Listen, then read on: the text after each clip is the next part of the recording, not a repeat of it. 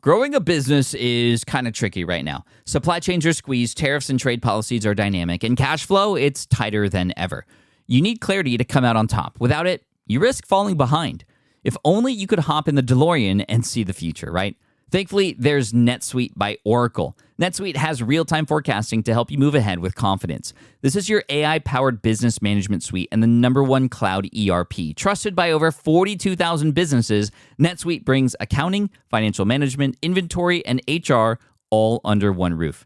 It's your single source of truth, giving you the data and control you need to move quickly. And with AI built in, you can automate the busy work and focus on strategy. NetSuite helps you see what's stuck, what it's costing you, and how to pivot fast. If I were running a business with a lot of moving parts, I'd use NetSuite for full control over everything. Tame the chaos with NetSuite. If your revenues are at least in 7 figures, download the free ebook, Navigating Global Trade, 3 Insights for Leaders at netsuite.com/SPI. That's netsuite.com/SPI. The perfect product launch. It's the goal for every brand marketer. High heat, fast sellout, and fans posting recipes like trophies. What do Sydney Sweeney's soap drop, Taylor Swift's tickets, and your next launch have in common? Well, they're not bought, they're bragged about. Fanfare turns your drop into a moment. Fanfare cues real fans, blocks bots, and builds launch experiences worth screenshotting. Want hype without the heartbreak? Get Fanfare's 5-step hype drop playbook with our proven success formula and make your next launch unforgettable at fanfare.io/playbook. Again, fanfare.io/playbook. Congrats, your business is doing great. All your hard work is paying off, but you need help like now, and you have to hire fast. How can you hire amazing candidates quickly? Easy. Just use Indeed. When it comes to hiring, Indeed is all you need. Stop struggling to get your job post seen on other job sites. Indeed sponsored jobs help you stand out and hire fast. And with sponsored jobs, your posts jump to the top of the page for your relevant candidates so you can reach people you want faster. And it makes a huge difference. According to Indeed data, sponsored jobs posted directly on Indeed have 45% more applications than non-sponsored jobs. One of the things I love most about Indeed is that it has one of the largest databases of job seekers, giving employers access to a wide range of candidates. And with job alerts, I get notified when new candidates apply. And with Indeed sponsored jobs, there's no monthly subscriptions, no long-term contracts, and you only pay for results. So how fast? Well, in the minute that I've been talking to you, 23 hires were made on Indeed, according to Indeed data worldwide. There's no need to wait any longer. Speed up your hiring right now with Indeed. And listeners of this show will get a $75 sponsored job credit to get your jobs more visibility at Indeed.com/smartpassive. Just go to Indeed.com/smartpassive right now and support our show by saying you heard about Indeed on this podcast. Indeed.com/smartpassive. Terms and conditions apply. Hiring, Indeed, is all you need. Our special guest today joined us in episode 200, the landmark episode 200, which got a lot of people talking. It was titled, How Deleting a Third of Your Content Can Triple Your Traffic, How to Do a Content Audit with Todd Tressider. And that was very cutting edge at the time. And now a lot of SEO people and a lot of bloggers, podcasters are talking about content audits. What is that? That is going back into your archive and actually removing or redirecting older posts, irrelevant posts, not so great posts to newer posts, or consolidating and creating a much better resource on your website, because no longer are the days when your website should have just a running archive forever, because that's literally just a first draft of your work, right? So by going back and filtering out the things that aren't necessary, the things that are irrelevant, and then ending up with a website or a resource that's much less diluted, that sends signals to Google, that sends signals to humans, and those humans spend more time on the website, and that signals back to Google. It just works. I practice this, and many other people practice the audit as well, and you can increase your traffic doing that. And Todd is back again today in episode 386 now. It's not 400. I thought maybe I'd put him in at 400 and just be like, hey, you can come in every 200 episodes. But I couldn't wait any longer. What he's doing right now is something so unique, and I wanted to share it with you because it really is where I feel a lot of things are headed in terms of content, especially for bloggers, podcasters, and how those things interact. Anybody who's writing books, you need to be paying attention to this episode. This episode is about something that Todd calls the upside-down content strategy. And it involves the content that you have largely based on the products that you create, and not vice versa, where a lot of us go content first. Well, Todd's about actually his Amazon books first. and how these things play with each other, how they lead into each other, how they play into bigger, more expensive courses from there, and how this services Google, how this services the human interactions on the website, the user experience. It's just a beautiful thing. So it takes a little bit of time to find what this is, but we get into it. We give you the how-to, we give you the why. It's just an amazing cutting-edge piece of thing. And guess what? This is what me and my team are sort of leading into in the future. You're going to hear a little bit about how SPI is going to change content-wise in the future based on this strategy. So hopefully that excites you. But first, voiceover guy, do your thing. Welcome to the Smart Passive Income Podcast, where it's all about working hard now so you can sit back and reap the benefits later. And now your host. He's keto-friendly. Pat Flynn. Still using a copy-paste website? Break the template trap with Framer. Whether you're overwhelmed by traditional site builders or frustrated with cookie-cutter designs, Framer gives you the freedom to create a site that's professional, polished, and uniquely yours. Framer is the design-first, no-code website builder that lets anyone ship a production-ready site in minutes. It's free to start, allowing you to browse hundreds of pixel-perfect templates or even design something on your own on a totally blank canvas. Add bold animations like appear effects, text effects, parallax scrolling, scroll animations, looping animations, and much more in seconds. The built-in AI handles the heavy lifting, generating starter layouts, and can even translate your entire site to any language. Ready to build a site that looks hand-coded without hiring a developer? Launch your site for free at framer.com and use code SPI to get your first month of pro on the house. That's framer.com, promo code SPI. Framer.com, promo code SPI. Rules and restrictions may apply. Running a business means legal questions are inevitable. Is this contract or agreement solid? What can I do if a client won't pay me? Am I set up properly for taxes? Well, rather than trying to navigate all of this on your own or searching endlessly online, imagine having a law firm on your side without the high hourly rates. That's exactly what Legal Shield's small business plans offer. With Legal Shield, entrepreneurs get access to real legal support, contract reviews, collection letters, guidance on business formation, and even help handling IRS audits. Members can book consultations, upload documents through the app, and work with a provider law firm that understands small business laws in your state. You also get proactive help on tax and trademark questions so you can stay ahead of legal risks. And if a client delays payment, Legal Shield can send professional collection letters to help you recover what you're owed, all for a fraction of what traditional attorneys charge.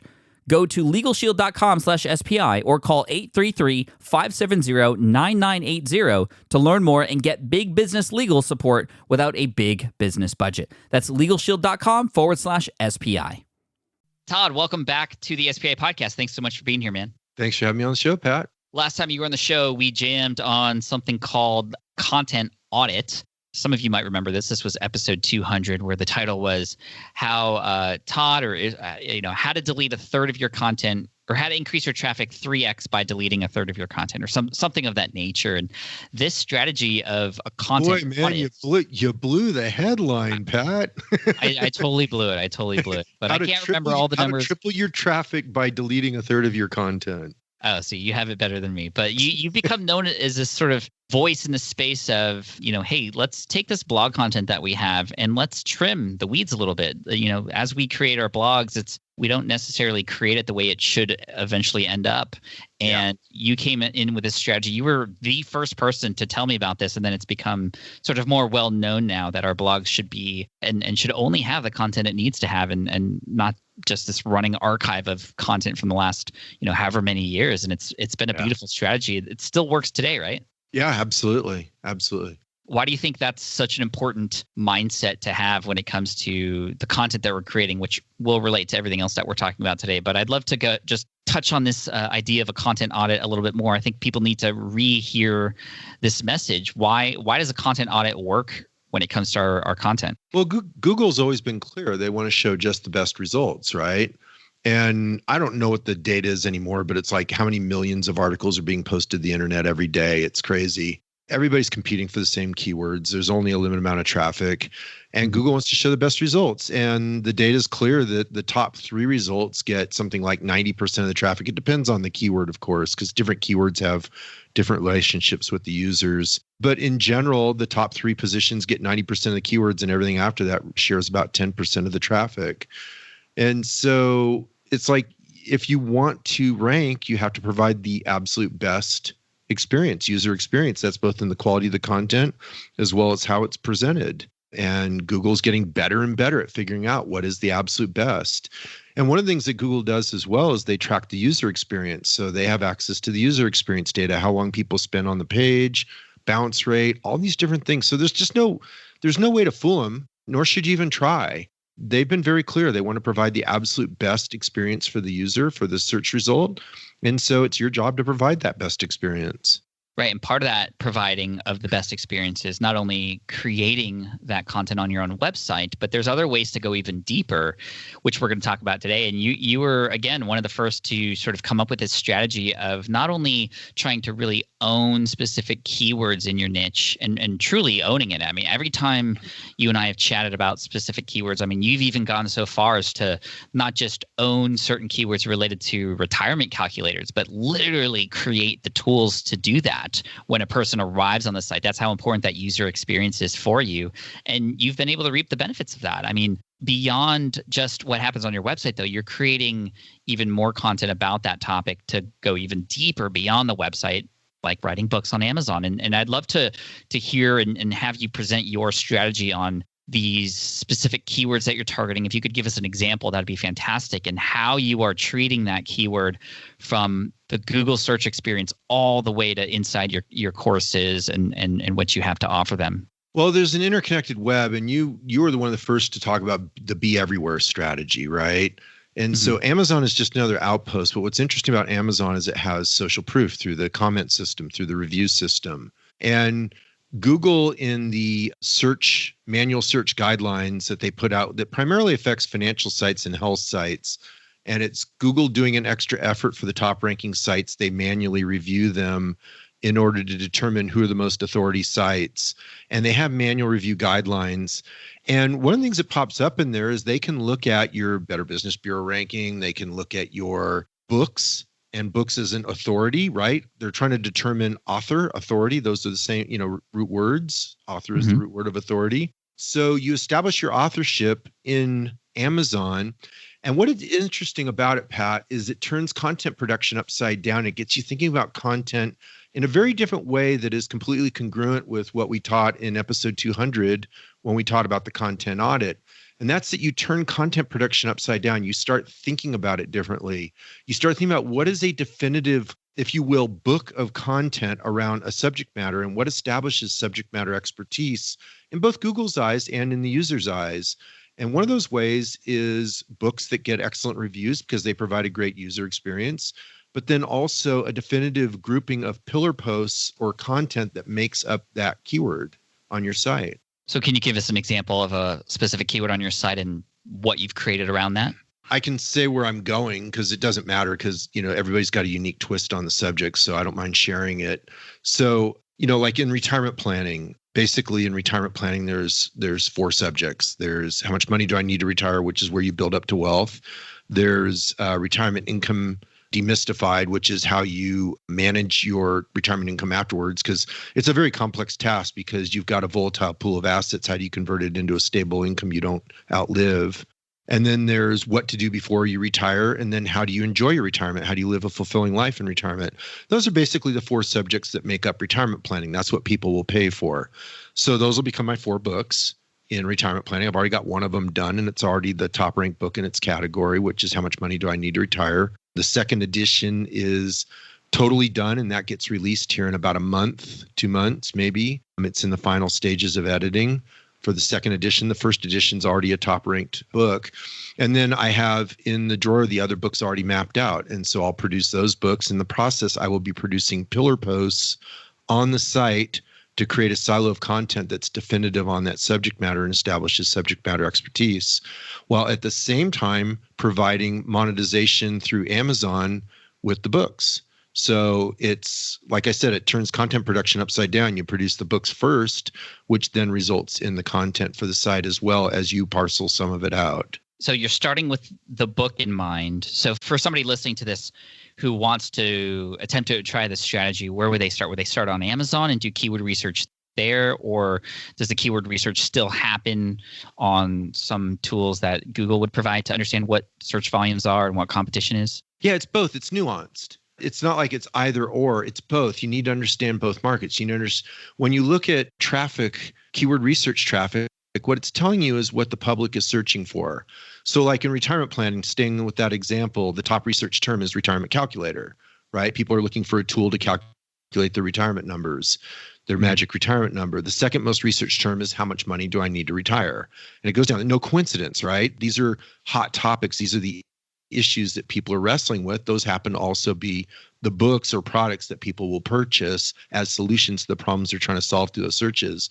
And then if you go into Amazon, you'll find that, you know, retirement planning is more popular than retirement plan because nobody steps in wanting a retirement plan specifically. They want retirement planning help. And it goes on and on and on. So you'll see that they're related, but there's subtle differences because people are looking for different things. On Amazon, they're looking for a book that solves a problem. On Google, they're looking for free information about subject matters. And so there's different user intent with each one. So you have to, and again, this is no secret. This is something that's known in keyword research. You have to look at the user intent behind the keyword. So for example, how much money do I need to retire is almost identical to retirement calculator because you use one to solve the other. So they're very similar user intent. And you'll see that when you look at how Google ranks sites for terms like that. Do you use any specific tools to help you with the numbers in terms of keyword research? Actually, I just use the basics, and I'm probably wrong, but I've been using Google AdSense keyword tool, doing that forever. Very familiar with it. Ahrefs is another tool that's valuable for keyword research. And then Amazon has some different category ranking tools as well. They're not Amazon's, they're what Kindle, I'm trying to remember now. I'm not going to come with it off the top of my head. But there's some tools for, you know, Kindle writers that help you rank categories for popularity and competition and whatnot. Gotcha. Okay, so retirement planning is a keyword that you would want to target, right? So you write a book about that and you found a specific but not about retirement planning per se, because people aren't really looking for a retirement planning book. And what are you going to say that's new around the subject of retirement planning? It's too big, it's too broad, it's too general.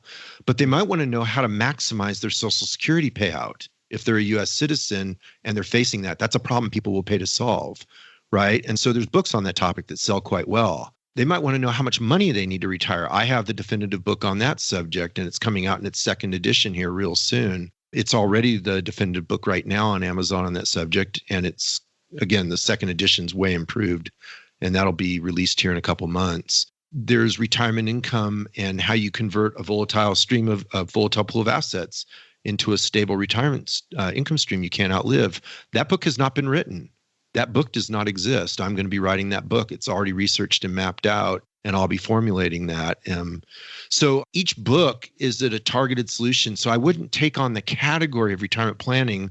That's what you try to rank for. Remember, the formula for internet profits is traffic times conversion equals profit, right? And so when you look at you're generating traffic on the internet, but you have to have conversion tools. Since I have an education website, I like to convert through education products, which is books and courses. So I'm selling my expertise. Believe it or not, my expertise is not SEO, although I probably should be selling that. My expertise really is finance, you know, how to build wealth, teach advanced strategies in that subject. And so those are the tools I sell, which is books and courses, not investment products, because those are the domain of financial advisors. So you have these books coming out and some are already out. And how do you then take that book and turn it into content that goes on your website to support the book and also capture the Google audience? Do you just break out each individual chapter, for example, and those become individual posts, or is there some more strategy behind that? There's more strategy behind it. You have to do the keyword research to understand. So let's take my leverage equation book. So I recently published a book called The Leverage Equation, and it teaches you the prudent application of leverage to building wealth. And that's a whole subject in itself. And it's a completely misunderstood subject. People think it's all about financial leverage, but it's not. And so I wrote a book on the subject to try to answer all that and help people out. And so now I'm building out the content on the website. It's about halfway built out. By the time this podcast goes live, it should get built out. And so if you do keyword research, so first of all, when I wrote the book, I'm writing the book as a solution. It has a storyline. It has a purpose, right? It needs to be valuable. It needs to be really good. So you think first in terms of the book and what user experience you want to create with that book. How do you give people value, right?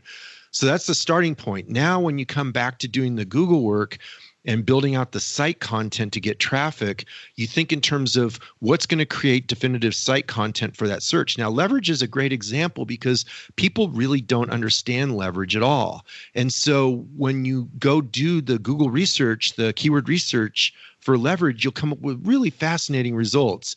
And I've never seen this in any other keyword research before, so I'll share it here because it's really interesting. The top terms are definition of leverage, meaning of leverage, and then financial leverage, and then subterms of financial leverage like operating leverage, systems leverage, things like that. And so what it tells you is, one, people don't understand leverage very well. That's why they're looking for definition and meaning of leverage. They're trying to understand the topic.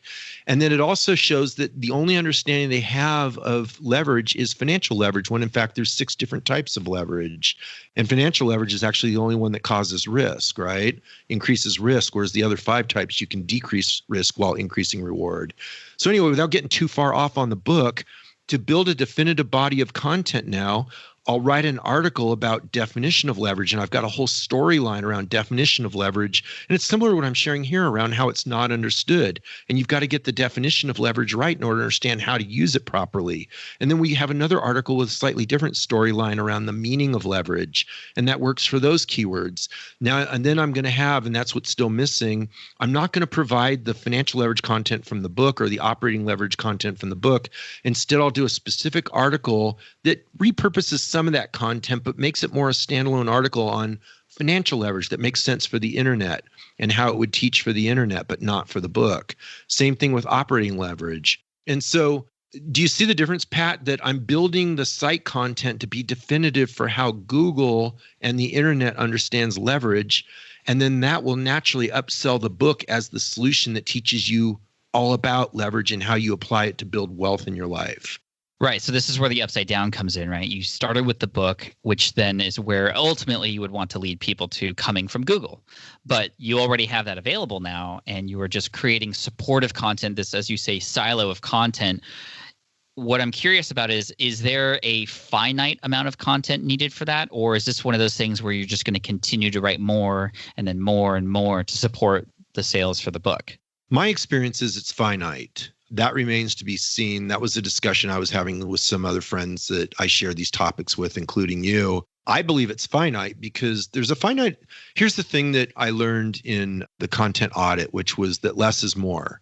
And it's about quality, not quantity. And it's about how definitive and how great the user experience is. It's not about how many pages you can throw up around a subject. And so I believe the amount of content required is finite, and I think that will hold up. And the reason why is people will only consume so much content, and Google's measuring the user experience. So you're looking at what is this front-facing experience that the site presents that matches the user intent. And it's not about throwing up 50 pages on leverage to become the dominant force on leverage. It's about fully addressing leverage as users understand it. And that to me is a finite amount of content. So it remains to be seen, but it's the same thing with retirement planning. I don't think retirement planning has an endless pile of content. I think there's a finite number of subjects that users need on the internet. And you just need to do a great job of delivering those better than anybody else out there. And that's the trick. And I think this is perhaps a sigh of relief for people to realize that, and this is a big mistake I made, because one word that I'm trying to tackle is affiliate marketing, for example. And I have a lot of great affiliate marketing content on the website. I have a course. There will be a book coming out, thanks to your inspiration, about that as well, to tackle the Amazon crowd looking for information about that. But I was in the camp for a long time of, all right, I want to own affiliate marketing, so I'm going to write hundreds of articles about it. You know, top 10 affiliate marketing tips, how to do affiliate marketing on this, how to do affiliate marketing, and just keep doing it until I'm finally there at number one. And I found that the more I write about it and over time that I've been not ranking as high as I used to when I only had less content for people to consume. I think Google is confused now because I'm just writing so much about it, and I'm saying the same thing over and over again. And it's not a duplicate content issue. It's, I think, an overwhelm issue and a confusion issue. I tend to agree with you, and I'm thankful for that. That, you know, if you can create the best stuff, you know, that doesn't mean you have the most stuff. It just means you have the best stuff. Yeah. You just have to create definitive content better than anybody else's. And I think that's where the branding comes in too, where, you know, Pat, you have your own style, you know, and it's attracted a certain following. So that's what's unique about your content. You're going to bring it in a certain style. And it's the same thing with me. I have a very specific style. Mine's analytical, it's detailed, it's advanced. And so nobody else is addressing the subject the exact same way I am. And that's what creates my definitive pool of content as standing apart from what, for me, what's nice is I'm dealing with, my competition is the big corporate sites. And back in the old days of Google, that was a huge disadvantage because the corporate sites had these paid teams of writers. And they would just crank out massive piles of content.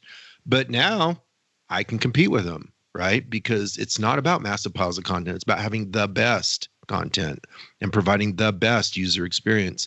Now, I also want to give a caveat for listeners. My site is not where this discussion is. My site is being built to match that discussion. So if people go to my site and they don't see it exactly matching what we're doing here, that's because this is cutting edge. This is what the discussion we're having is right at the forefront. And so my site is changing to match that. As is mine. And you'll see in the future, we're actually doing a complete redesign to support a lot of what we're talking about today related to specific terms, related to specific wants and needs of my audience, and then creating definitive guides about those things, not just a plethora of hundreds of different blog posts about a topic, but the one guide or the set of blog posts that would be all you would need to know about it. And then if you want to go deeper, then I have either a book about that, if you prefer to absorb that content in a book, or courses where you can get some help and some accountability and some step-by-step to go along with it. And you have some courses as well to go along with each of these things. And so what we're doing is we're creating these verticals now that people are going to live in. And it's going to help, I think, so much with our messaging, with the email tracks that people are on, with personalization, and really helping them through that journey. And much what you have on your site and the journey that you're taking people through, there's very clear steps, right? There's kind of step 1, step 2, and after they finish one vertical, they're going to move into the next, and it should be the same way for everybody, because that's the idea. You're giving this experience to your audience, not just writing and trying to hopefully catch people with that big net, but just creating the right kind of experience for them is the key. And so I want you to take me through what you want people to do when they find you on Google. They click on your link, they go to your website. Take me through what you want them to experience, how you want them to feel about it, and the actions you want them to take. I want them to go, wow, I'm in the right place. Look at this. I started with this article, but look at these other resources they have.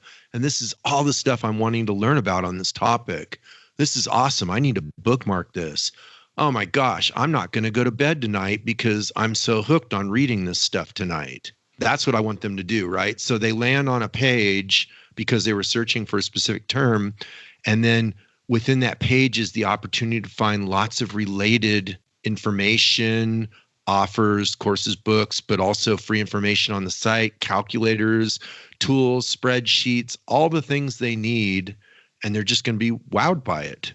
What would the action be that you would want them to take?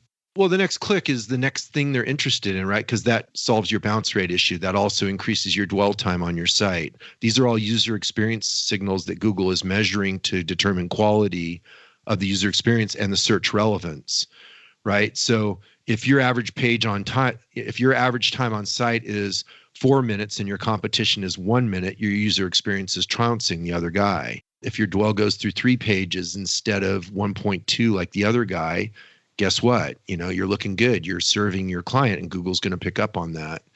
So, I want them to find the next click, and then the next click, and the next click. I want them to spend time on the site. I want them to watch videos. I want them to read content. I want them to download tools. I want them to go, wow, this is an amazing site. This is a great experience. I want to learn more from this guy. Where does the book come into play? Are you in that first moment offering the book? Where is it being inserted into this strategy? The book is embedded in the content as a related offer. And so you'll see the cover of the book in the relevant articles for that book. So like, how much money do I need to retire? As another, the example we've been working with in this interview, you'll find that book in articles about retirement calculators being demystified and how to use them the smart way, and all the mistakes people make with retirement calculators, and all the mistakes made in financial planning around how much money you need to retire. There's just, There's a bunch of content on the site, how to reduce how much you need to retire by $300,000 to $900,000, on and on and on. There's just a ton of content on the site around retirement planning, and that book is offered in there.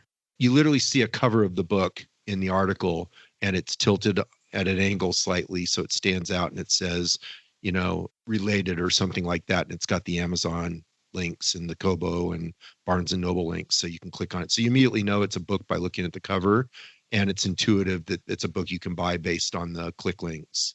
To me, for a brand new visitor, it's an immediate sort of proof of, oh, this person must know what they're talking about. They actually have a book on the topic, and they could either be interested in going into that, or at least even if they go further into your website, they at least have this idea that, you're the main go-to person about this topic. You have a book on it. And I think this is one of the benefits of writing a book that often people forget is just having a book alone will provide authority. But like you said earlier in the conversation, having that book linked to in that article, you're saying that that's actually helping for SEO purposes too. Yeah, because you're clearly establishing yourself as authority. The manual reviewers can go look at your book, look at your reviews. They can see that it's well reviewed, assuming you've written a really excellent book. It's all there for anybody to see. So yeah, I think it establishes authority. Again, the root word of authority is author, and that's what Google's trying to find is authority. They even remember back in the days when they tried to track authors to build authority by author. Do you remember that? Yeah, I do remember that.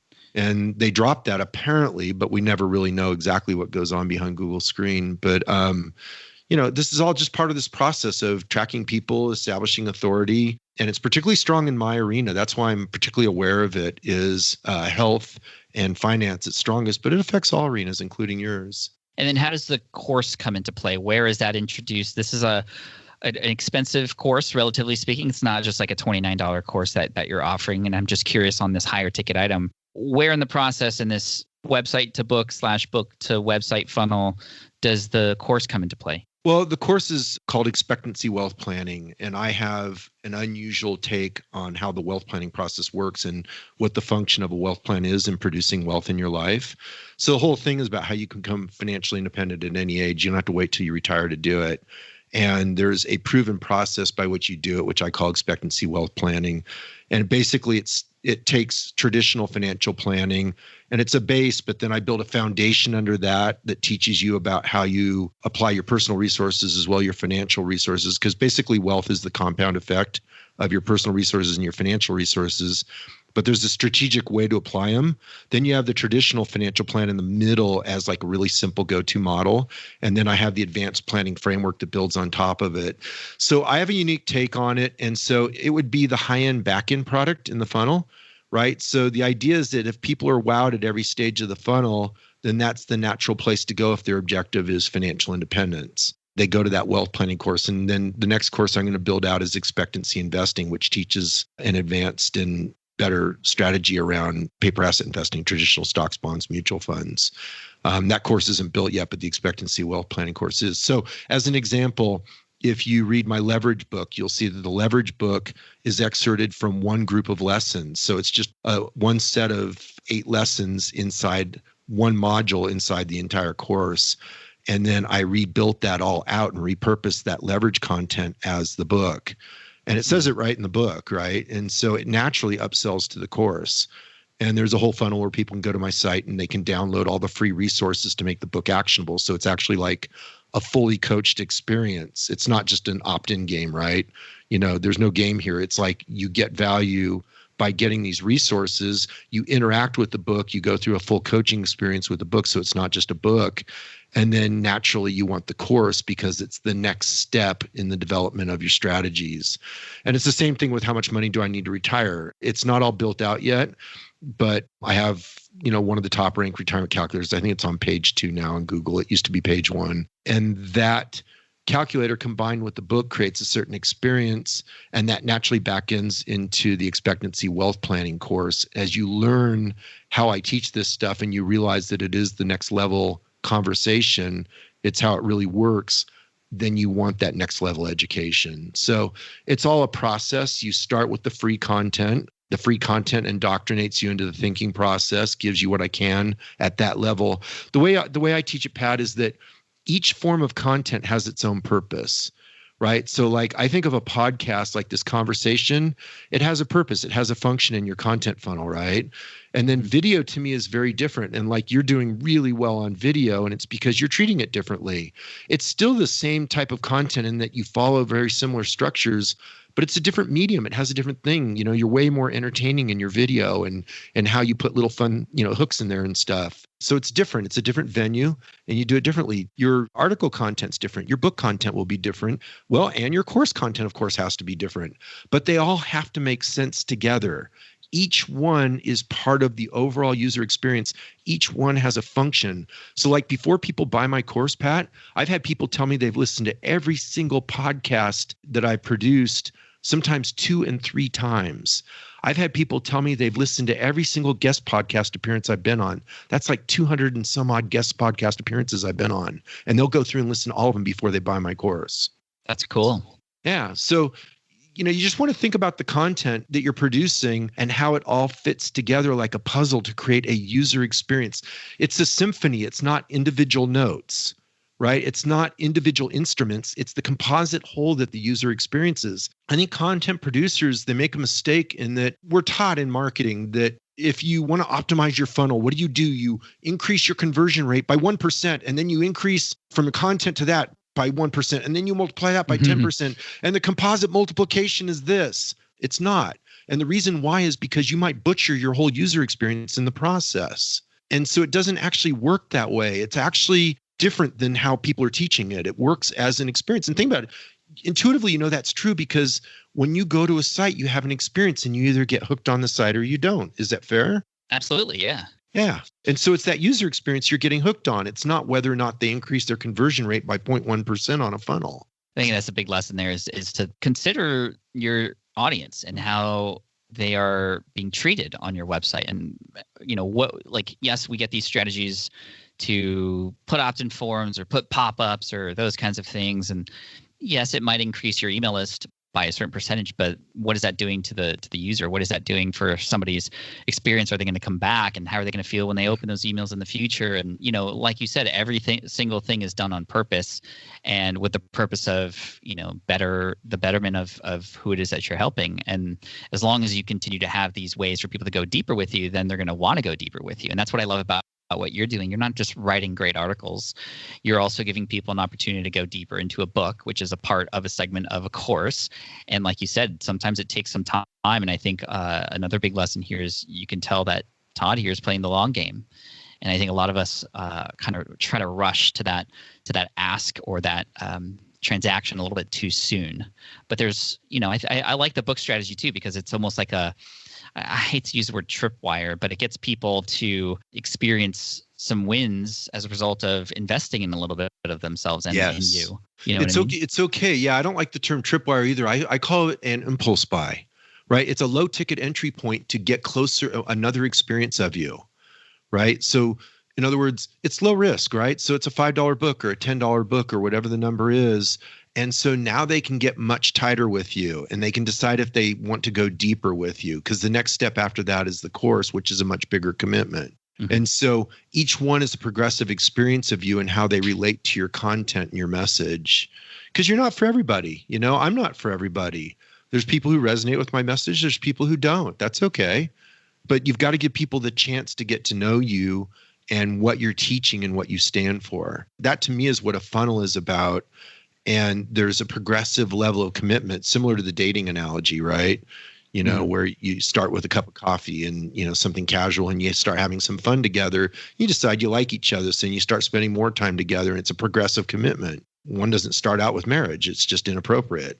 Absolutely. Todd, you're always on the forefront of these things somehow, and you kill it, and you share this information openly with us so that we can benefit from it too. It's happened with the content audit back in episode 200, and here you are back again with some really cutting edge stuff. And it's interesting because on one hand it is cutting edge because it's new and it's different, but on the other hand it's not like a brand new technology that came out, or, we often consider cutting edge like something unknown that has never been discovered before. The opportunity to do this has always been there.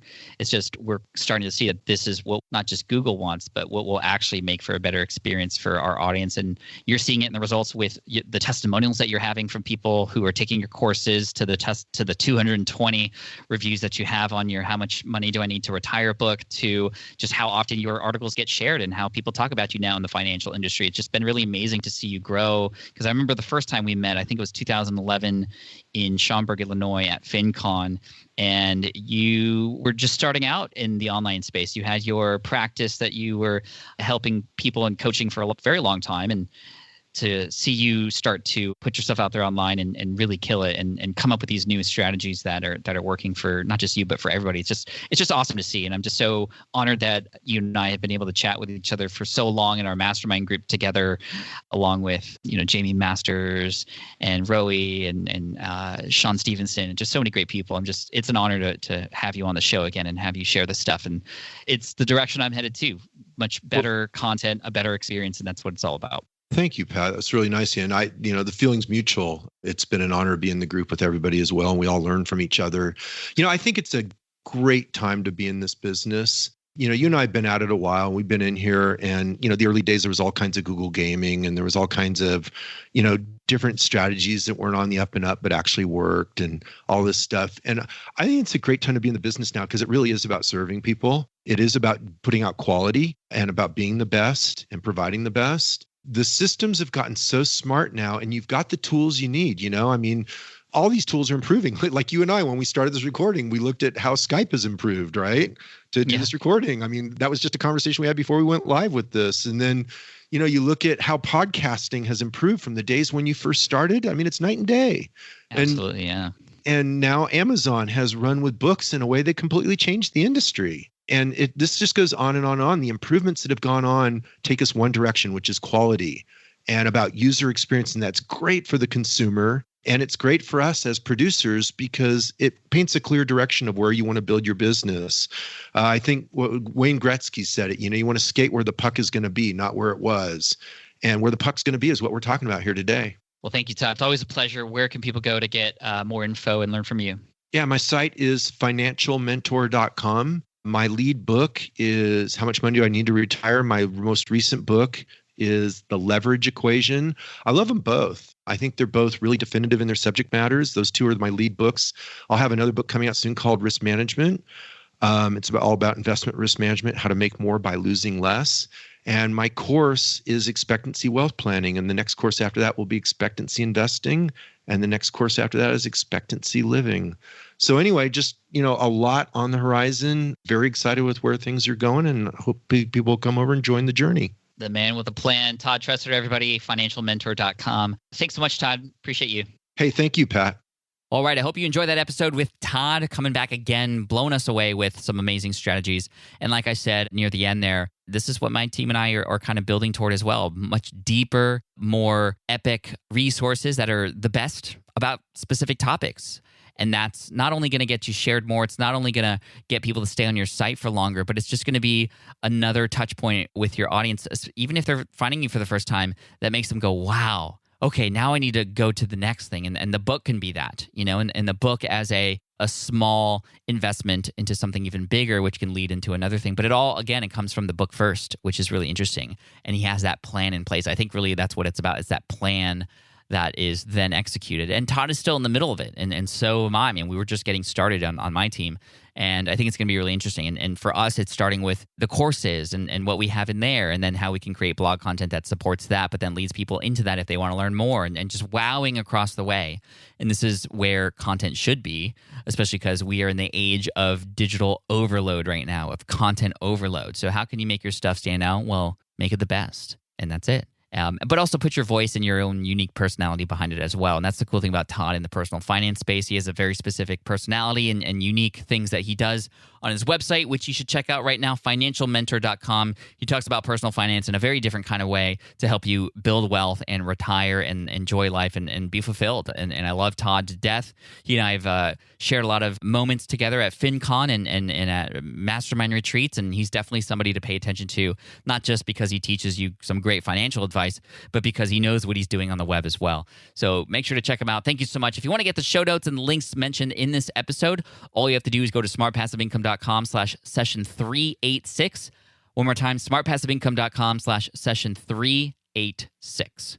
Team Flynn, you're amazing. Thank you so much for joining me today. Make sure you hit subscribe if you haven't already, because honestly, next week's episode is for everybody, and it's going to be a game changer in your productivity, in your personal life, and in your business. You will not want to miss it. I learned some amazing things that are going to be really helpful for me that I didn't even know, and my eyes were opened. My eyes were open. So make sure you subscribe for next week's episode. You're going to become somebody that you are not, and that's a good thing, because the thing that we are right now is the thing we need to get away from. What am I talking about? Kind of mysterious, right? Kind of dark. Sorry about that. But what I'm saying is you need to subscribe, because next week's episode is going to be amazing and helpful. So check it out. Please subscribe. Team Flynn, you're amazing, and take care. Team Flynn for the win. Thanks for listening to the Smart Passive Income Podcast at www.smartpassiveincome.com.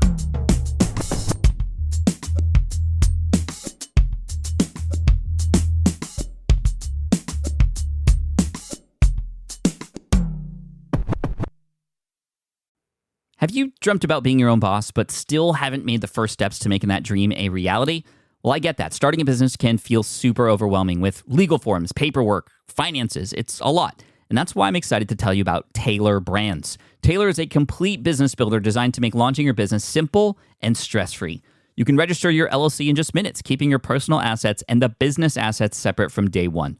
From there, you get access to everything you need to get off the ground: legal documents, licenses and permits, invoicing and bookkeeping tools, and even a 100-day business coaching program, all designed to help you hit the ground running. You'll also get a free personalized business plan, branding tools, and so much more. And of course, listeners of this show get an exclusive 35% discount to get started. All you have to do is head to taylorbrands.com/SPI. That's TAILORBRANDS.com/SPI. Stop dreaming, start building with Taylor Brands. Hey there, quick pause here, because I have to tell you about a tool that completely transforms the podcasting workflow: Riverside. I get it. I used to juggle multiple platforms just to record one podcast episode. It was exhausting.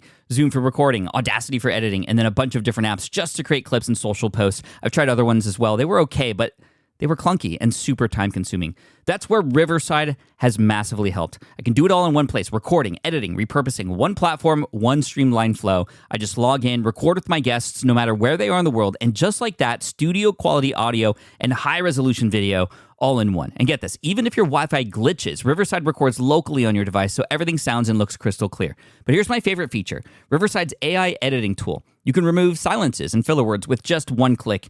Hours saved. With Magic Clips, Riverside also automatically finds the best moments and turns them into ready-to-post videos for YouTube Shorts, TikTok, Instagram, all without the extra editing. So if you're looking to level up your production quality and simplify your workflow, go to smartpassiveincome.com/Riverside and use code SMART to get 1 month free on the Pro plan. That's smartpassiveincome.com/Riverside, promo code SMART. It's built by creators for creators, and I think you're going to love it.